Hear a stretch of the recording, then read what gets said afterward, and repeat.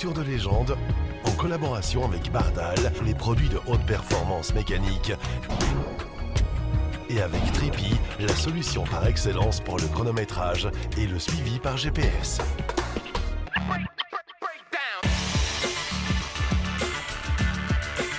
Un programme qui est réalisé en collaboration et en partenariat avec newsclassicracing.com ainsi que les passionnés d'automag.be. Organisée par Vincennes en ancienne, la traversée de Paris s'est déroulée au milieu des vacances. Elle était attendue par tous les passionnés, mais aussi par les touristes et franciliens. En jugé par l'affluence, cette traversée de la capitale a remporté une fois encore un vif succès. 660 automobiles, 70 motos, 10 tracteurs, 11 vélos et 4 autobus, tous de 30 ans au moins, ont circulé dans les rues le dimanche matin. De nombreux bénévoles de l'association Vincennes en ancienne étaient mobilisés pour la bonne réussite de l'événement. De l'effervescence, il y en avait sur l'esplanade du château de Vincennes, traditionnel point de départ pour cette manifestation. Vrombissement des moteurs, carrosseries rutilantes, tenues blanches ou d'époque des participants, tout cela avait de l'allure.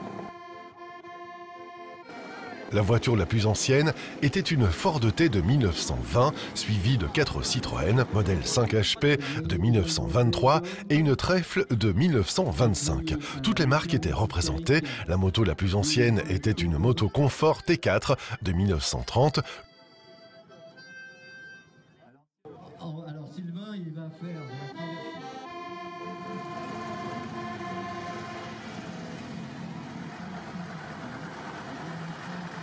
Le périple d'une trentaine de kilomètres aboutissait sur la terrasse de l'Observatoire de Meudon, en Haute-Seine, où était organisé le pique-nique. Le thème de cette année rendait hommage au film éponyme de Claude Autant-Lara et plus largement au cinéma. Le parcours passait dans les rues parisiennes, devenues mythiques pour leur apparition sur les écrans, rue Poliveau, les grands boulevards, la place de la Concorde, etc.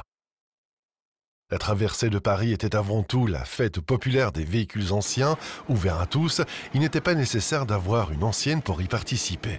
Des places étaient proposées dans les bus à plateforme au départ de Vincennes. Et sinon, il suffisait de se placer sur le parcours ou de venir sans voiture avec son pique-nique et de s'installer sur la terrasse de l'Observatoire de Meudon. Là, les voitures y étaient exposées sur plusieurs hectares.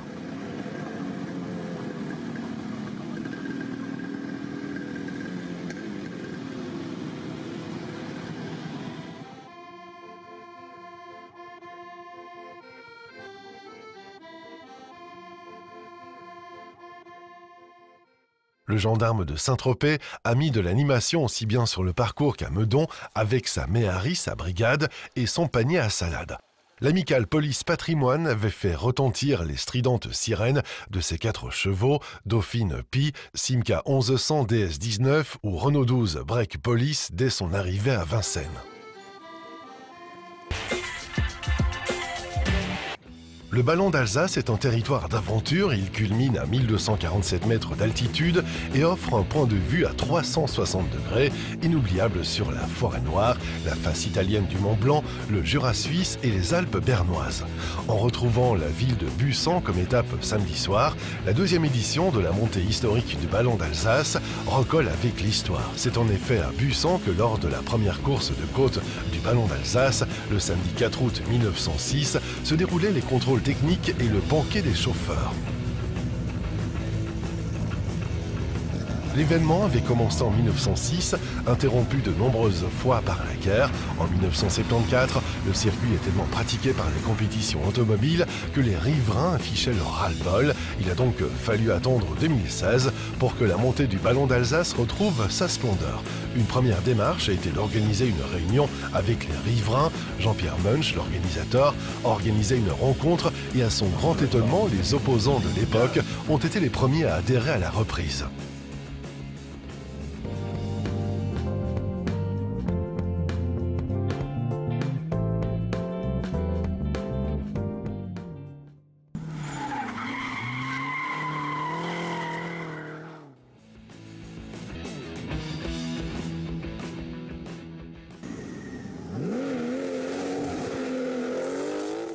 La 131 est une Porsche 910 ou Carrera 10, pilotée par l'Allemand Bernd Becker.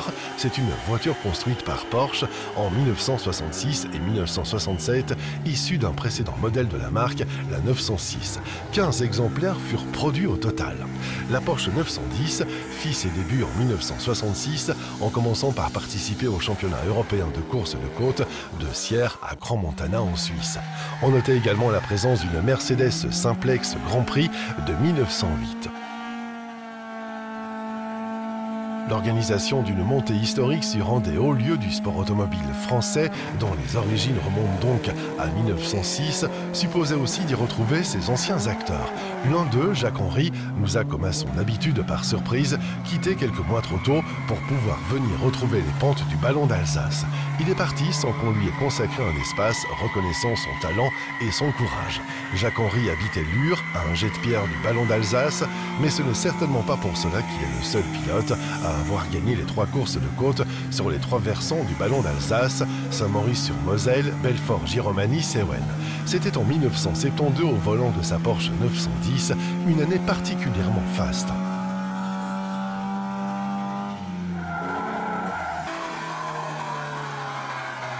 Il a donc semblé évident aux membres d'Historally d'initier avec la complicité de la municipalité de Saint-Maurice-sur-Moselle la création d'un mémorial permanent dans la montée du Ballon d'Alsace.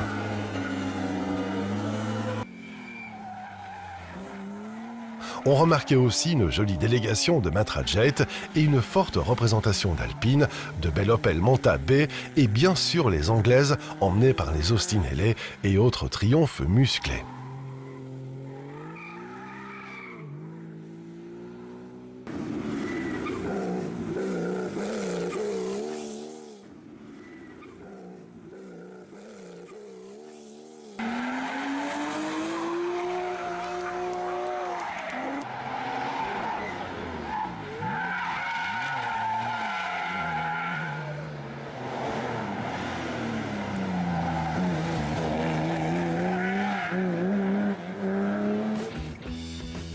Le dimanche, premier départ à 7h30 pour attaquer cette montée de 9 km par la série d'épingles qui conduisait à la sortie du village avant d'entrer dans la forêt et ses longues enfilades rapides ponctuées par des épingles revêtues de leur nouvelle enrobée noire, un bon repère visuel.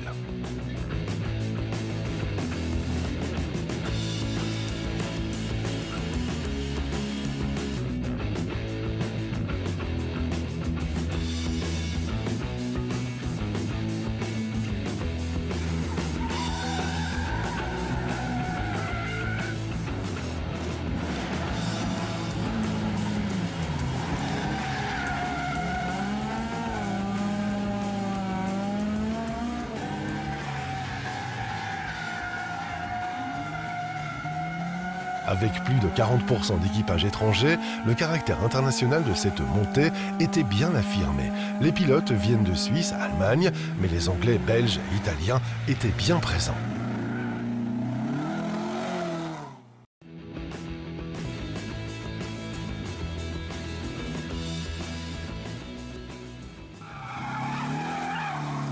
D'après les dires des organisateurs et particulièrement du président d'Historally, Jean-Pierre Munch, il y aura une 3e édition un peu relookée dans le même esprit mais en cherchant à privilégier l'authenticité des voitures. Il faut faire un rassemblement de voitures anciennes et d'autres idées mijotent. Nous recherchons une certaine forme d'excellence pour pérenniser l'événement.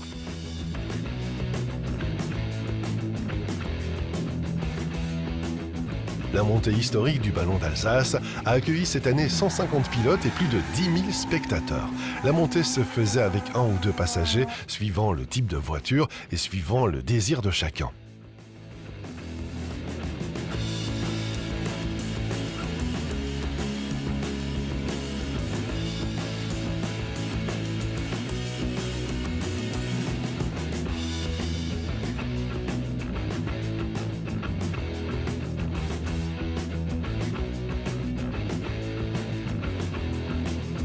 Côté historique d'avant-guerre, les riverains et publics ont été gâtés par la qualité du plateau ou des invités comme un certain Guy Fréclin. Toutes ces autos valaient le détour, mais l'Alfa Romeo 6EC 2500 Corsa 1938 et l'Atlanta Sport Tourer 1938, un des 21 modèles construits, avait les faveurs des passionnés aux côtés des Bugatti 35B, de l'ancêtre la Mercedes Grand Prix 1908, Darracq, Mormon, sans oublier les superbes Alvis. Les amateurs ont retrouvé avec plaisir deux habitués, Desbaillets et sa Griffon, Didier Laurent et sa Grac MT20. On peut considérer que cette épreuve type fait partie du top 15 des organisations européennes.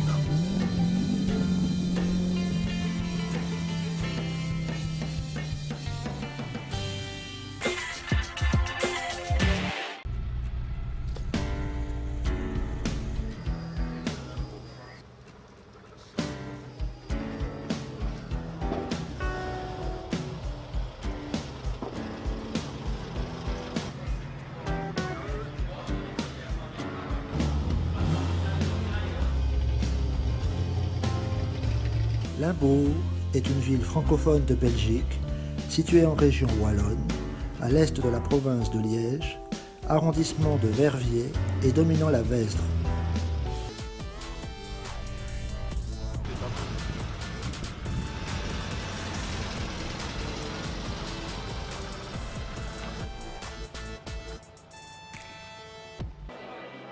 Voici tout ce que vous devez savoir pour comprendre le fonctionnement d'un roadbook. Il n'est rien d'autre qu'une description détaillée de la route sous forme d'un tableau. L'imprimé du roadbook permet alors de parcourir en vrai le trajet et ce, sans carte géographique et même sans chronotrajet. Les roadbooks s'utilisent dans tous les rallyes. Il est agencé sous forme de tableau. Chaque ligne décrit un point marquant du trajet. Par exemple, un carrefour, une bifurcation, une curiosité à voir ou un point dangereux. C'est souvent indiqué dans tous les rallyes et chaque ligne contient 3 colonnes. Ce qu'il faut faire attention dans le roadbook, dans celui du matin à la page 2, case 19, faites attention parce qu'il y a 2 cases vitesse. Vous avez une acceptée circulation locale, qui passe des marcheurs, faites attention, vous restez de toute manière sur la route principale. Mais vous suivez la déviation, elle est super bien faite.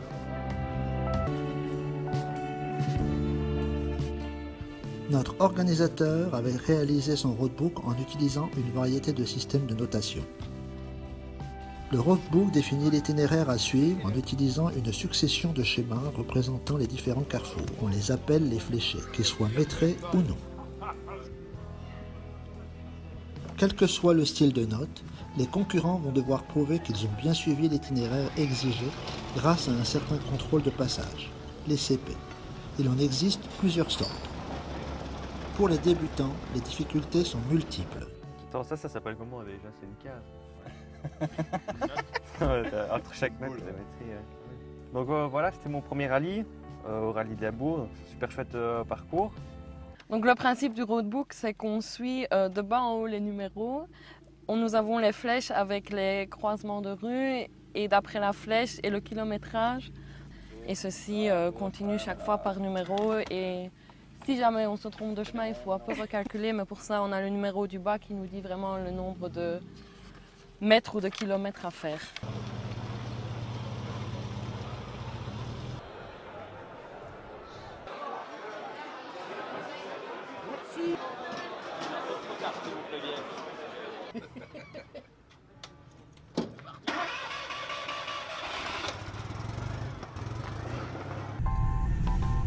Le rétrotour était une balade réservée aux véhicules civils ancêtres. Il s'agissait d'un exercice de lecture de roadbook sans vitesse imposée et en aucun cas d'un rallye, ni d'une épreuve de vitesse ou de régularité. Les participants étaient donc soumis au strict respect du code de la route pendant toute la durée sur l'ensemble du tracé de l'épreuve. Jusqu'à la dernière case pour faire la deuxième boucle à pluie, le même principe. Les participants devaient veiller en outre à respecter la quiétude des localités traversées en adaptant leur vitesse et en limitant les nuisances sonores.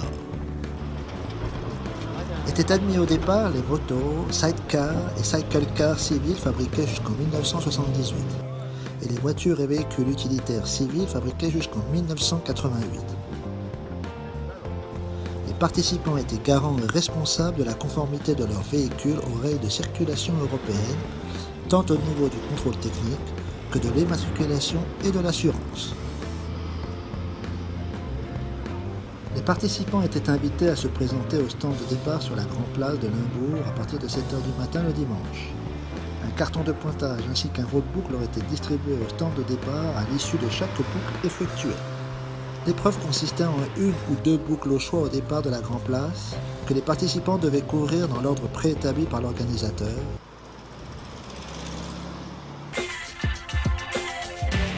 La 7e édition du rallye d'Autun Sud-Morvan-La Châtaigne se disputait fin août autour d'Autun en Saône-et-Loire. Ce rallye était organisé par l'ASA Morvan. Durant 3 jours, la cité autunoise se mettait en mode rallye.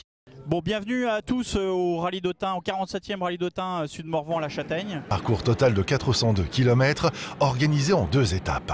Il comportait 13 épreuves spéciales d'une longueur totale de 157 km. On a une chance d'accueillir 185 engagés cette année.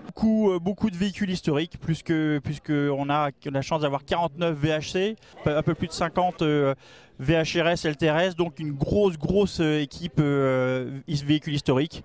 Et puis derrière, bien entendu, une grosse équipe moderne, puisqu'on a la chance d'avoir des très beaux teams en moderne. Après une timide édition 2017 avec seulement 47 équipages au départ, le rallye d'Autun 2018 est un gros succès avec 91 concurrents en moderne et en VHC. Le plateau était donc monstrueux pour un rallye de Coupe de France avec près de 50 concurrents. Le plateau VHRS était tout aussi imposant avec 22 équipages au départ.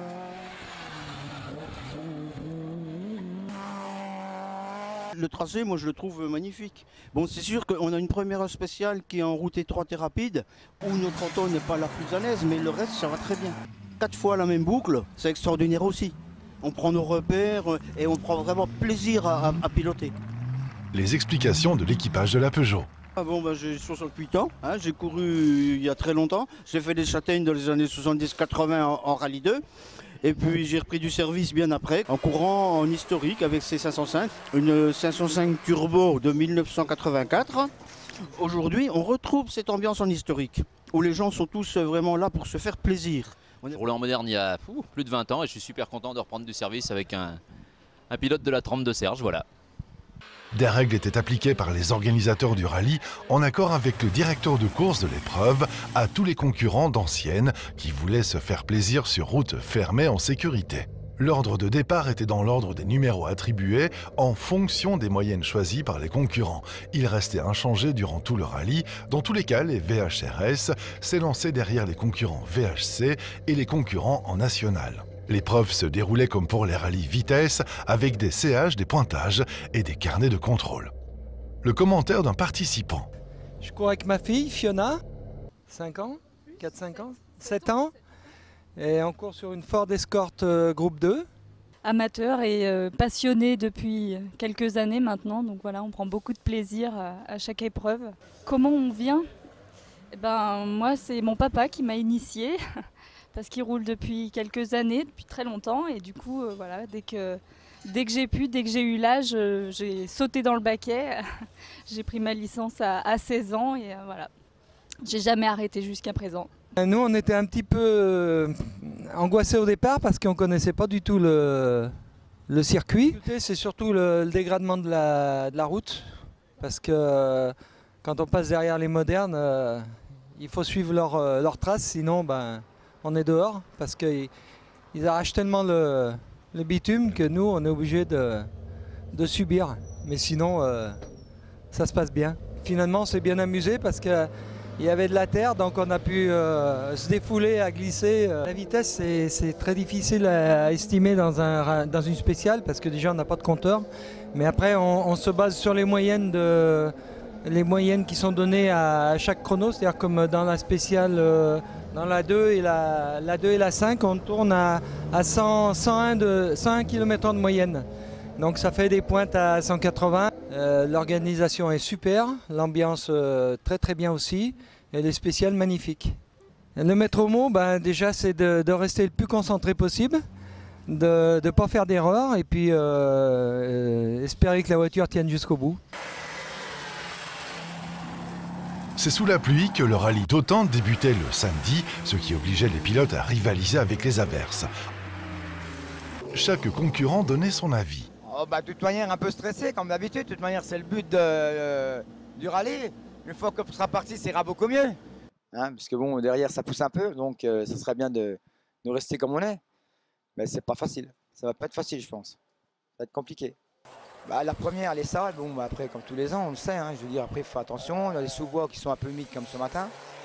Dans la 2, je veux dire, non, ça est assez rapide, ça va bien. Et la 3, c'est. Puis je connais, je suis d'ici, alors donc ça m'aide un peu. Donc rallye qui s'est lancé en 1966 pour la première édition sous l'idée de Fafa Buriot qui a créé donc l'Aza Morvan. Après, différentes personnes se sont retrouvées, dont Daniel Dupart qui a eu la grande épopée du rallye d'Autun-la-Châtaigne avec montée au niveau du championnat d'Europe. À noter, triste et mauvaise nouvelle pour l'équipage Hugues Dupuis et son fils Loïc, surpris et sans frein au bout de la ligne droite, bien qu'ils disposaient de leur nouvelle auto à ce rallye. Malheureusement, quand on arrivait vers la chicane, là, on n'avait plus de frein, pédale au plancher. Donc j'ai essayé d'éviter le plus possible les bottes de paille, les arbres.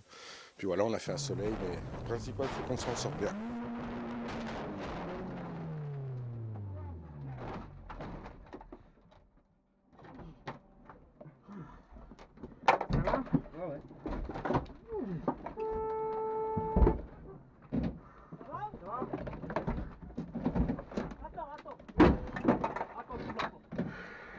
Je l'avais annoncé un gauche plus un droite qui se passait en deux. Donc quand j'ai vu qu'il rentrait jamais la 2 et qu'il freinait plus, je me suis dit ça qu'un. Donc j'ai vu l'arbre arriver, soleil, petit coup batture dans le dos et puis ben voilà, du moment qu'on n'a rien, ça va. Donc évidemment, on apprend à se découvrir et puis on a envie d'y aller, mais en même temps il faut y aller doucement parce qu'il faut voir tout ça. Ce qui est formidable ici, c'est que c'est un merveilleux terrain pour découvrir. Et puis on a eu du soleil, de la pluie, on a tout eu, donc voilà, on peut tester tous les cas de figure. Et puis non, c'est vraiment un vrai bonheur d'être ici à Autun. Ouais, très bien. Alors première journée, d'abord c'est un peu particulier parce que d'abord c'est une toute nouvelle voiture, elle vient juste d'être fabriquée, donc c'est sa première sortie. Le but vraiment c'est pour bien tester la voiture, de bien la préparer, pas pour moi, pour après le rendez-vous avec la Corse au mois d'octobre, donc voilà. En VHC, Maurice Perrault termine cette journée en tête avec 3 petites secondes devant Pascal Eouzan et sa BMW M3. Au volant de sa R12 Turbo, Benoît Duchesne était décroché à une demi-minute. Je suis le coéquipier de Jean-Jacques Julien, donc nous on avait misé un petit peu de faire un bon résultat ici, quoi. Hein. L'année dernière on avait fini 3, on espérait aussi un podium, étant donné que cette année il y avait une forte participation au niveau VH. Le destin en a décidé autrement.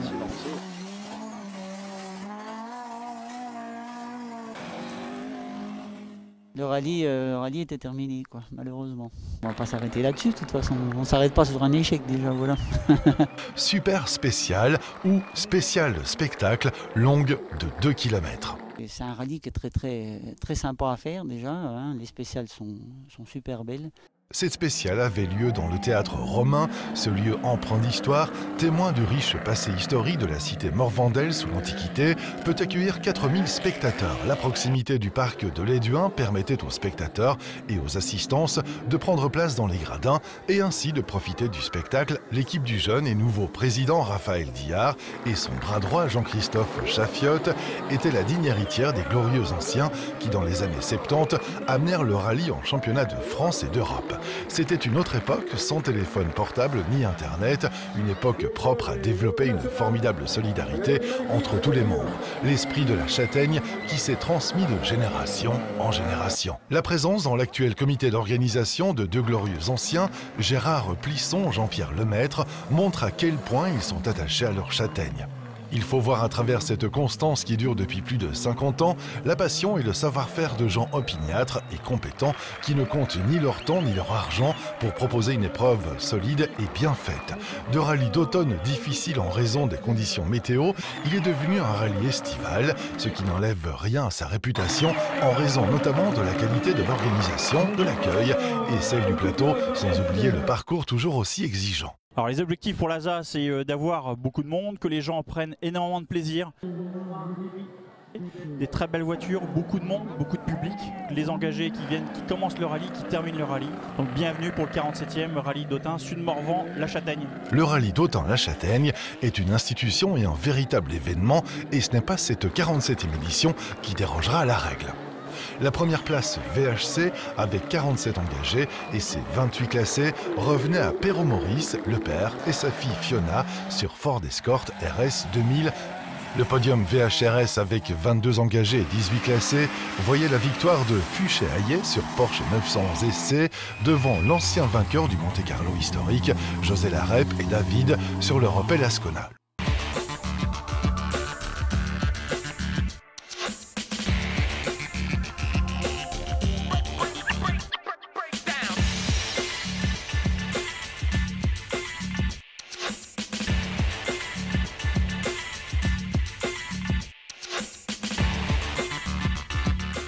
Voiture de légende, en collaboration avec Bardal et produits de haute performance mécanique. Et avec Tripi, la solution par excellence pour le chronométrage et le suivi par GPS.